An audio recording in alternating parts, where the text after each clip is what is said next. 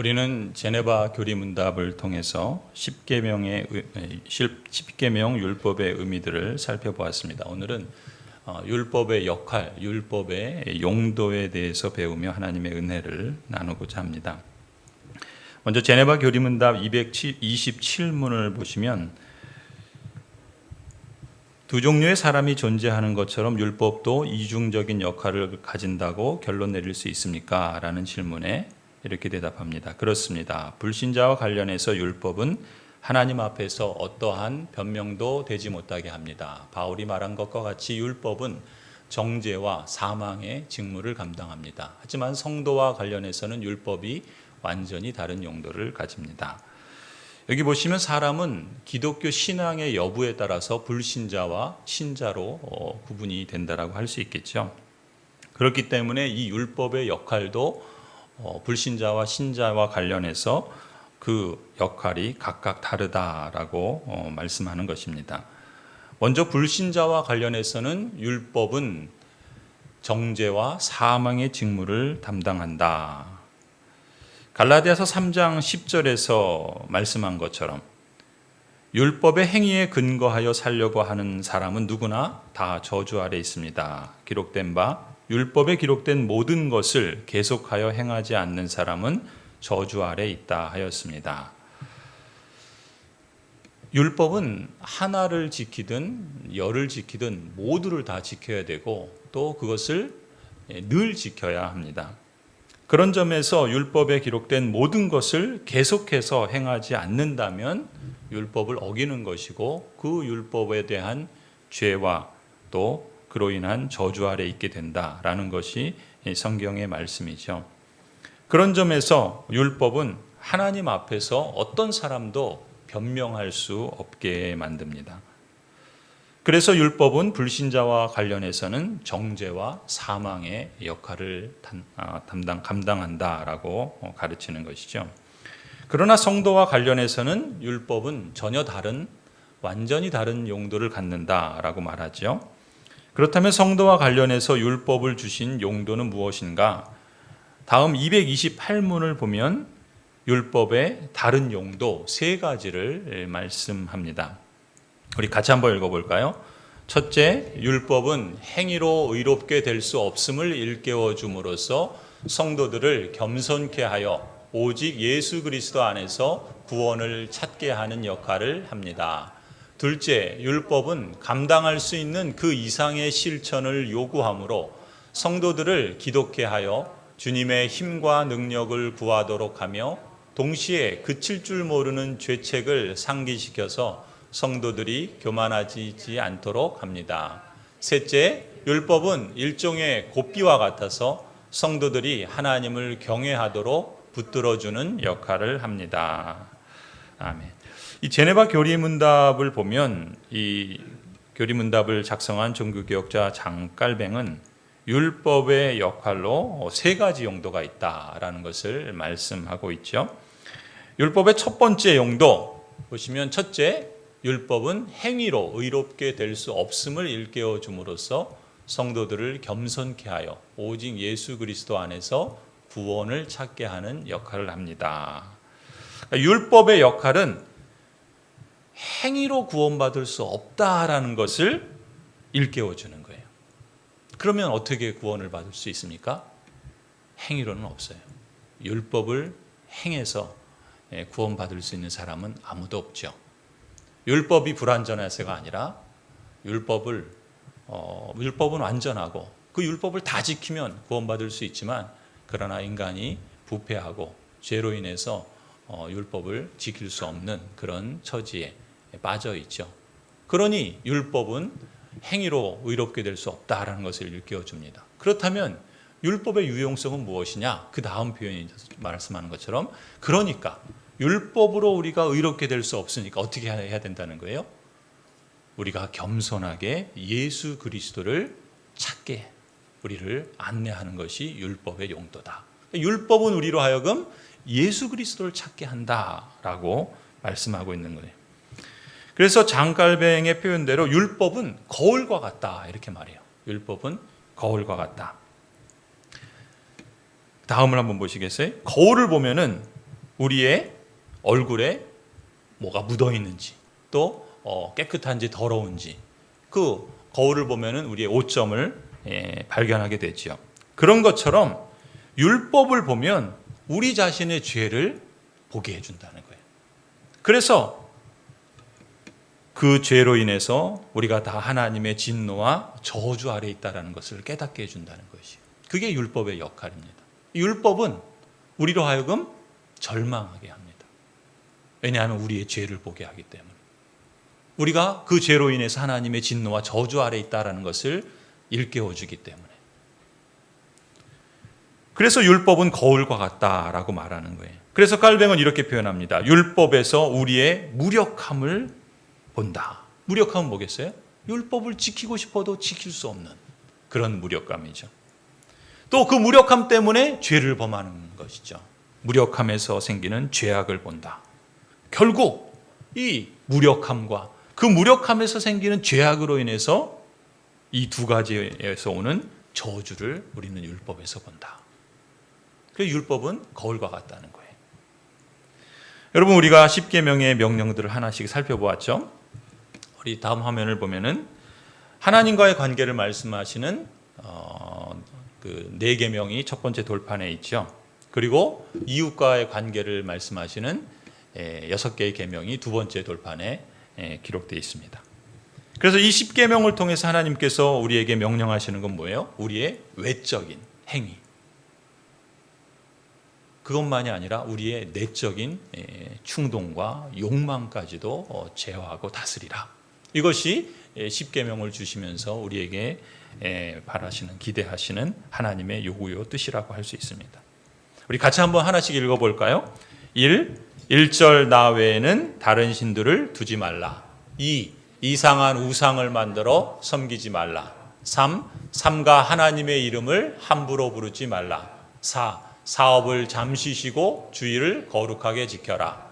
5. 오만이 아버지를 공경하라. 6. 육신을 살인하지 말라. 7. 칠보단장한 사람을 보고 간음하지 말라.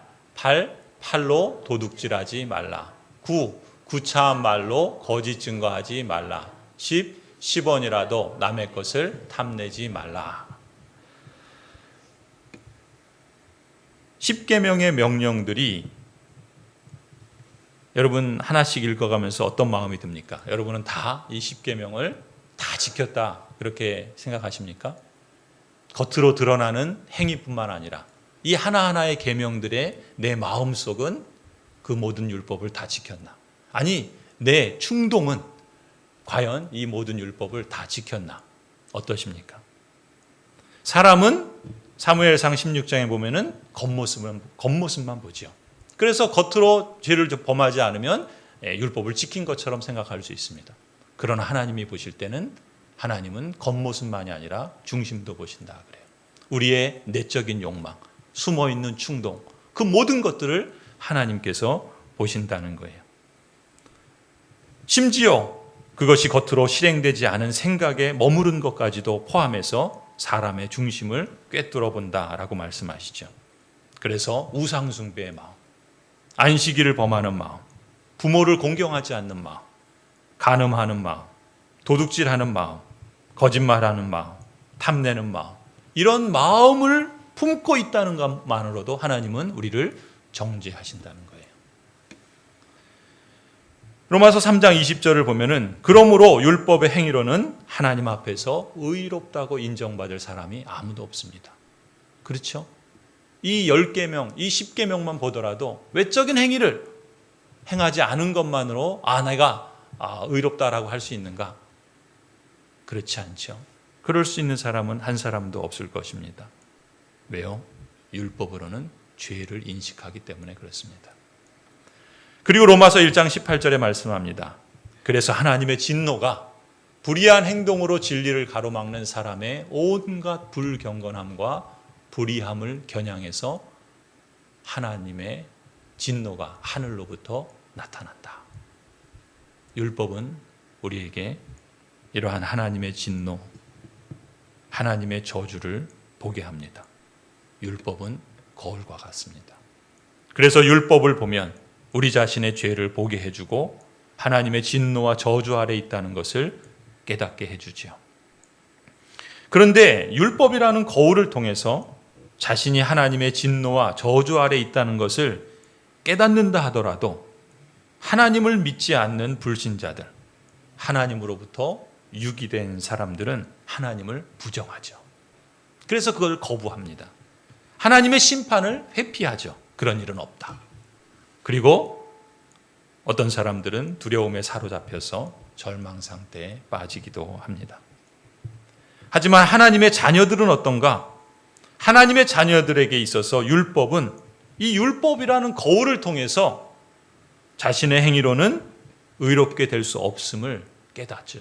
절망하지 않을 수 없습니다. 그러나 하나님의 자녀들은 거기서 머물지 않죠. 그렇다면 어떻게 해야 되는가?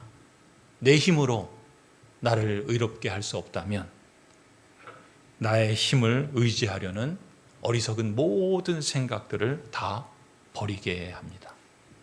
그래서 율법은 성도로 하여금 겸손히 하나님의 긍휼하심만을 바라보게 하죠.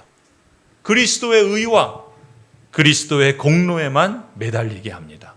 그래서 오직 예수 그리스도만이, 예수 그리스도 안에서 죄의 구속과 참된 구원이 있다라는 것을 찾도록 안내하는 것이 바로 성도에게 주신 율법의 첫 번째 용도라는 것입니다. 어거스틴의 표현대로 정리하자면 율법은 우리를 고발합니다. 그런데 거기서 그치지 않고 율법은 우리를 고발함으로써 우리를 어떻게 합니까? 성도에게는 그리스도의 은총을 구하도록 하는 것이 하나님께서 성도에게 율법을 주신 역할이다라는 것이죠. 이것이 성도에게 주신 율법의 첫 번째 용도입니다. 그러니까 성도와 불신자에게 있어서는 율법은 전혀 다른 용도라는 것을 우리가 알게 되죠. 좀 더 보면은 어거스틴은 여러 표현으로 율법의 첫 번째 용도를 강조합니다. 은총의 영이 없으면 율법은 우리를 고발하며 죽이기 위해서 있을 뿐이다. 그렇죠. 은총이 없으면 그저 율법은 정죄와 진노만 우리에게 보게 할 뿐입니다. 그러나 율법은 사람이 자신의 유약함을 깨닫게 하며 그 대책으로서 그리스도 안에 있는 은총을 구하게 만들기 때문에 율법은 성도에게 유용한 것입니다. 율법을 주신 것은 율법을 통해 우리를 책망하며 책망을 받은 우리가 두려워하며 두려워함으로 용서를 빌며 우리 자신의 힘을 믿고 감히 행동하지 않게 하시려는 것이다. 그래서 율법을 주신 목적은 위대한 채 하는 우리를 작게 만들며 우리 자신에게는 의를 얻을 힘이 없다는 것을 증명해서 무력하고 무가치하고 빈궁한 우리가 은총으로 피난하게 하는 역할을 한다. 그것이 율법을 주신 용도다라고 말합니다. 성도 여러분, 하나님께서 여러분에게 율법을 주신 첫 번째 목적은 행위로 의롭게 될 수 없음을 일깨워 줌으로써 성도 여러분을 겸손케 해서 오직 예수 그리스도 안에서 구원을 찾게 하는 역할을 한다라는 사실입니다. 계속해서 두 번째로 율법의 다른 용도는 제네바 교리문답 228문에 보면 둘째, 율법은 감당할 수 있는 그 이상의 실천을 요구하므로 성도들을 기독케 하여 주님의 힘과 능력을 구하도록 하며 동시에 그칠 줄 모르는 죄책을 상기시켜서 성도들이 교만해지지 않도록 합니다. 율법의 역할은 뭐예요? 율법은 우리가 감당할 수 없는 그 요구를 끊임없이 합니다. 십계명의 말씀만이 아니라 하나님은 성경에 많은 말씀을 명령으로 주시죠. 그런데 그 말씀을 우리가 다 감당할 수 있느냐? 다 그걸 실천할 수 있느냐? 그럴 수 없죠. 율법은 감당할 수 있는 그 이상의 실천을 우리에게 요구합니다. 그렇다면 율법의 유용성이 우리에게 있는가? 성도에게는 있다는 것이에요. 두 가지가 있습니다. 감당할 수 없는 요구를 끊임없이 하는 그러한 율법으로 인해서 우리는 기도하게 된다는 거예요. 그래서 주님의 능력과 주님의 힘을 구하게 하는 그러한 역할을 율법이 한다는 거예요. 그리고 두 번째는 우리로 하여금 율법은 그칠 줄 모르는 그러한 죄책감을 우리로 하여금 상기시켜서 끊임없이 우리가 교만해지지 않도록 우리를 안내한다는 것입니다. 종교개혁자 장깔뱅에 따르면 율법의 둘째 기능은 행악자들과 불신자들로 하여금 벌을 받으리라는 공포심을 일으켜서 죄를 억제하고 사회를 보호하는 것이다 라고 말합니다. 불신자들에게도 일반 사회에도 율법의 유용성이 있다는 거예요. 그것을 대개 시민적 용도라고 하는데, 이 율법은 사람들로 하여금 그것을 어기면 벌을 받는다. 우리 사회에서도 어떤 죄를 범하면 그것에 대한 기소를 당하고 또 거기에 대한 재판을 받고 또 그 범죄 행위에 대해서 형벌을 받지 않습니까? 그래서 그 형벌이 중하면 중할수록 두려워서 그 형벌을 가급적이면 그 죄를 범하지 않도록 그런 작동을 하도록 하는 것이 법 아니겠습니까? 말하자면 율법이 그렇다는 거예요. 하나님이 주신 이 율법의 둘째 기능은 행악자들로 하여금, 불신자들로 하여금 내가 이걸 행하면 벌을 받게 된다라고 하는 공포심을 일으켜서 죄를 억제하고 그것을 하지 않도록, 그래서 사회를 보호하는 그런 역할을 한다라는 것이죠. 디모데전서 1장 9절 10절을 한번 볼까요? 율법이 제정된 것은 의로운 사람 때문이 아니라 법을 어기는 자, 순종하지 않는 자, 경건하지 않는 자, 죄인과 거룩하지 않은 자, 속된 자, 아비를 살해하는 자, 어미를 살해하는 자, 살인자, 간음하는 자, 남색하는 자, 사람을 유괴하는 자, 거짓말하는 자, 거짓 맹세를 하는 자와 그 밖에도 무엇이든지 건전한 교훈에 배치되는 일 때문임을 우리는 압니다. 하나님이 율법을 주시고 율법을 제정하신 목적이 바로 이런 죄 때문이라는 것이에요. 그래서 이 디모데전서 1장을 해설하면서 장칼뱅은 이렇게 설교합니다. 화면을 보실까요? 죄 아래 부패한 사람들은 제멋대로 부패한 생각을 가슴속에 간직하고 날뛰는 정욕을 공공연하게 발산하고자 하며 자기를 억제할수록 정열의 불같은 정열의 불길은 강하게 되며 마음속이 뜨겁게 끓어오르는 그런 존재다. 이런 인간은 율법 자체를 미워하며 입법자이신 하나님을 저주해서 할 수만 있다면 어떻게 해서라도 하나님을 없애버리려고 하는 존재다. 부패한 인생이 그렇다는 거예요. 또 이렇게 말합니다. 율법은 유괴에 미친 듯한 정욕, 내버려두면 한정없이 뻗어나가는 정욕을 억제하는 굴레와 같다. 그래서 이렇게 율법을 통해서 그 죄를 억제하도록, 그 죄를 제어하도록 하는, 말하자면 강요된 의라고 표현해요. 억제된 의라고 표현해요. 이런 강요된 의, 이 억제된 의가 인간 사회를 그나마 안전하게, 평화롭게 만들어주는 데 필요하다. 이렇게 말을 합니다. 율법을 통해서 벌을 받으리라는 공포심을 일으켜서 죄를 억제한다라는 것이죠. 그래서 어느 정도 억제된 의가 인간 사회를 위해서 필요하고 평화로운 시민 사회를 이룩할 수 있다라고 강조하는 것이 이 종교개혁자 장깔뱅의 가르침입니다. 이런 점에서는 대부분의 종교개혁자들이 같은 것을 말합니다. 종교개혁자 멜랑히톤이라는 분이 계시는데 이분은 율법의 이 두 번째 용도를 교육적 용도라 이렇게 말했어요. 율법이 교육의 역할을 한다는 거예요. 어떤 의미에서 그런가? 갈라디아서 3장 24절에 보면 율법은 그리스도께서 오실 때까지 우리에게 개인교사 역할을 한다. 그래서 멜랑히통은 이 말씀을 기초로 해서 율법은 개인교사와 같은 역할을 한다. 교육의 역할을 한다. 무슨 얘기입니까? 하나님께서는 모든 사람들이 외적인 도덕을 지키는 것을 원하시는데 사람들이 이것을 지키지 않을 때 어떤 일이 벌어져요? 여러 가지 재앙으로 하나님께서 벌 주신다는 것을 알게 해서 계명을 지키고 법을 지키도록 가르치는 그런 역할을 한다 말하는 거예요. 종교개혁자 마틴 루터도 마찬가지입니다. 이걸 이 율법의 제2 용도를, 두 번째 용도를 시민적 용도 이렇게 불렀어요. 마틴 루터는 갈라디아서 3장 19절에 주목합니다. 그렇다면 율법의 용도는 무엇입니까? 율법은 약속을 받으신 그 후손이 오실 때까지 범죄들 때문에 덧붙여 주신 것입니다. 그것은 천사들을 통하여 한 중재자의 손으로 제정되었습니다. 이 구절을 기초로 해서 하나님께서 법을 제정하신 용도는 시민들이 죄 짓는 것을 방해하고 죄악을 억어하기 위해서 율법을 제정하신 것이다. 그래서 마틴 루터는 억어한다라는 표현을 많이 쓴다고 그래요. 억어한다는 건 뭐예요? 죄를 범하면 구속을 당하죠. 구속할 때 어떻게 합니까? 보통은 포승줄로 묶거나 수갑을 채우죠.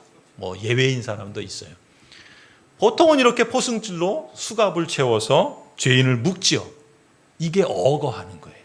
그래서 왜 그렇게 합니까? 이 악하고 미친 세상, 이 죄인된 인간을 묶고 억어할 목적으로 하나님께서 주신 것이 율법이다. 그래서 마틴 루터는 이 율법은 이러한 죄를 억어하기 위한 그러한 용도로 하나님께서 주신 것이다. 그래서 시민적 용도다, 이런 표현을 썼어요. 그런데 이처럼 죄를 억어하는 수단으로서 율법의 두 번째 용도는, 그렇다면 하나님의 언약 백성들에게는 어떠한가?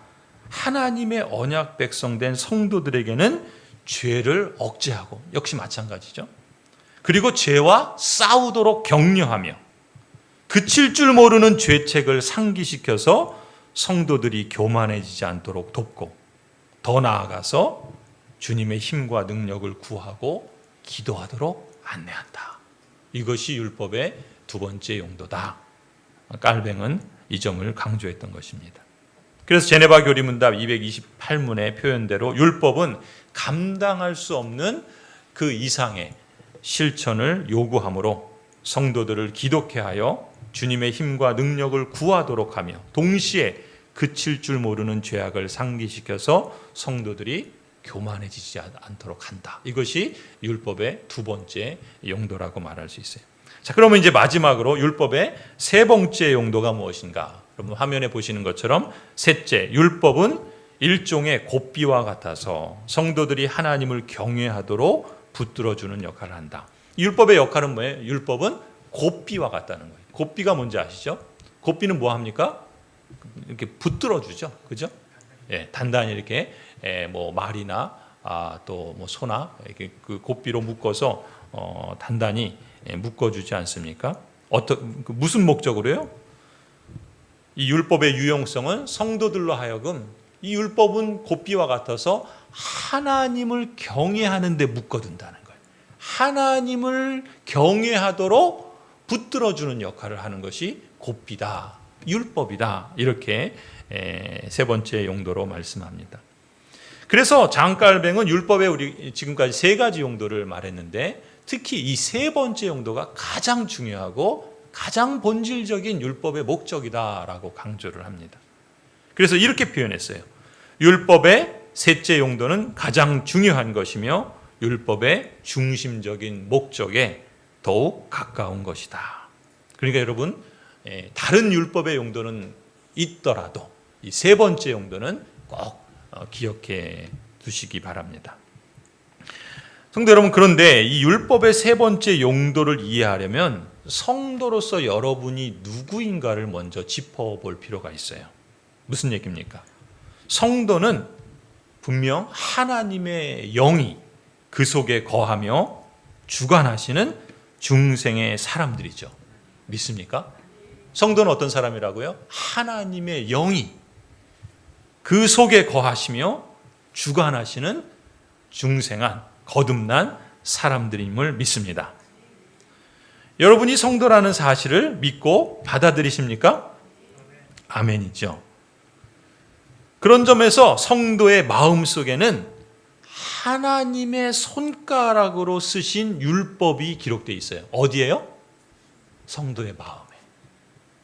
하나님께서 모세에게는 돌판에 율법을 써서 주셨지만 거듭난 성도들에게는 어디에 주셨다고요? 마음판에 하나님의 율법을 새겨두셨다는 거예요. 누구를 통해서요? 성령 하나님을 통해서. 성도는 그래서 하나님의 영이 그 안에 거하며 그 성령 하나님께서 그 마음판에 하나님의 율법을 기록해 새겨주셨습니다. 예레미야 31장을 볼까요? 그러나 그 시절이 지난 뒤에 내가 이스라엘 가문과 언약을 세울 것이니, 하나님께서 새 언약을 세우시겠다는 거예요. 어떤 언약인가? 나는 나의 율법을 그들의 어디에요? 가슴 속에 넣어주며, 그리고 그들의 어디에요? 마음판에 새겨서 기록하겠다. 그래서 내가 그들의 하나님이 되고 그들은 나의 백성이 될 것이다. 나 주의 말이다. 이 말씀이 누구를 통해서 성취됩니까? 예수 그리스도를 통해서 성취되는 거예요. 예수 그리스도를 통해서 성취된 이 말씀은 성령 하나님께서 거듭난 성도에게 오심으로 그 마음속에 율법을 새겨주시고 그 마음판에 율법을 기록해 주셨다는 거예요. 그래서 하나님께서 나의 하나님이요, 내가 하나님의 백성이요, 하나님 나라의 시민인 것을 확증하게 해주신다는 것이죠. 그래서 성도는 이 하나님의 성령의 감동과 격려로 인해서 어떤 마음을 갖습니까? 하나님의 뜻과 하나님의 그 말씀에 순종하려는 의지를 가져요. 그런 마음을 갖습니다. 그런 열심을 가진 사람들이 바로 성도예요. 나한테는 그런 게 없다. 찾아볼 수가 없다. 그러면 한번 심각하게 고민해 보셔야 돼요. 내가 성령으로 거듭난 사람인가? 그렇지 않다면 하나님의 성령께서 나를 감동하셔서 내 마음에 하나님의 말씀을 듣고 그 말씀을 받아들이고 그 말씀을 따라서 하나님의 뜻과 그 명령을 지키고자 하는 그런 의지와 그런 마음, 그런 열심들을 갖게 하신다는 거예요. 이처럼 성도는 분명 성령으로 거듭났고 성령의 지배를 받고 있는 사람입니다. 그런데 여러분, 또한 명백한 현실은 무엇인가? 이처럼 성령으로 거듭났고 성령의 지배를 받고 있는 사람이 분명한데 성도는 또한 이 땅을 밟고 살아가는 동안에 여전히 뭘 범해요? 죄를 범한다는 거예요. 성령 하나님이 내 안에 계시고 하나님이 하나님이 기뻐하시는 소원과 뜻을 행하고자 하는 그런 의지도 주시고 마음도 주시고 열심도 주시는데, 그런데 여전히 이 땅을 살아가면서 우리는 죄를 범하고 있다는 거예요. 이것이 우리 인생의, 우리 성도들의 현실입니다. 성도는 이 땅을 밟고 살아가는 동안 여전히 죄를 범하는 죄인이라는 사실을 부인할 수 없습니다. 그렇죠? 아닙니까? 성도는 아직도 정욕에 가득 찬 육체를 지니고 있고 죄가 자신 안에 살고 있다는 것을 인식합니다. 그렇지 않나요? 우리가 예배 처음에 찬송한 것처럼 하나님의 나라는 이미 임하여 있어요. 그러나 아직 완성되지 않았죠. 성도도 마찬가지입니다. 성도는 그 말 그대로 거룩한 사람이에요. 성도는 이미 거룩한 존재입니다. 주 안에서 거룩한 성령께서 함께 하셔서 성도는 그야말로 이미 거룩한 존재입니다. 하지만 주님의 거룩하심처럼 그 거룩이 아직 완성되지 않은 존재예요. 이미와 아직의 상태에 있는 존재가 바로 성도입니다. 성도는 어떤 사람인가? 이미 주 안에서 거룩한 사람이라 인정받았지만 아직 그 거룩함이 주님의 그 거룩하심처럼 완성되지 않은 사람이라는 거예요. 그래서 장깔뱅은 성도가 처한 이미와 아직의 상태를 이렇게 표현했어요. 하나님의 자녀들은 이와 같이 중생을 통해서 죄의 결박에서 풀려납니다. 그러나 그들은 육의 괴롭힘을 전혀 느끼지 않으리라는 만큼 완전한 자유를 소유하게 된 것은 아닙니다. 그들 안에는 여전히 싸워야 할 요소가 남아있어서 훈련은 계속됩니다. 중생한 사람 안에는 악을 촉발시키는 불씨가 남아있어서 끊임없이 정욕의 불길이 튀어나와서 죄를 짓도록 꿰며 자극하는 것입니다. 이것이 성도의 현실이에요. 이미와 아직의 상태에 있다라는 것이죠. 한마디로 말하면 죄의 지배력은 이미 소멸됐지만, 그래서 더 이상 죄가 우리를 영원한 저주와 진노에 빠뜨리는 그런 정죄를 할 수 없어요. 죄의 지배력은 이미 소멸됐지만 그러나 죄의 영향력은 아직 우리에게 남아있어요. 여전히 죄를 짓지 않습니까? 죄의 지배력은 이미 소멸되었지만 죄의 영향은 아직 작동하고 있다라는 것이죠. 그래서 로마서 8장에 뭐라고 말씀합니까? 성도에 대해서 육신을 따라 사는 사람은 육신에 속한 것을 생각하나 성령을 따라 사는 사람은 성령에 속한 것을 생각합니다. 육신에 속한 생각은 죽음입니다. 그러나 성령에 속한 사람은 생명과 평화입니다. 그러니까 거룩한 성도로서 여러분도 성령의 인도를 받으면 의를 행하고 선을 실천하지만 육신의 부패한 본성을 따르면 불의를 행하고 죄를 짓게 된다는 거예요. 이것이 성도의 실존이에요. 우리의 모습이요 현실입니다. 그래서 이러한 과정을 우리가 일전에 구원의 서정 시리즈를 설교하면서 뭐라고 불렀냐면 성화라고 불렀어요. 성화. 이미 거룩하게 되었지만 그러나 아직 완성되지 않은 존재이기 때문에 우리에게 뭐가 필요하다는 거예요? 거룩해 하심. 하나님의 은혜로우신 사역에 의해서 우리를 그리스도와 같은 완전한 거룩에 이르도록 우리를 거룩해 하시는 사역을 행하신다는 거예요. 그래서 웨스트민스터 소교리 문답 35문을 보시래요. 성화가 무엇입니까? 거룩해 하심이 무엇입니까? 우리 같이 한번 읽어볼까요? 성화는 하나님의 값없는 은혜의 사역인데 우리가 하나님의 형상대로 전인적으로 새롭게 되는 것이며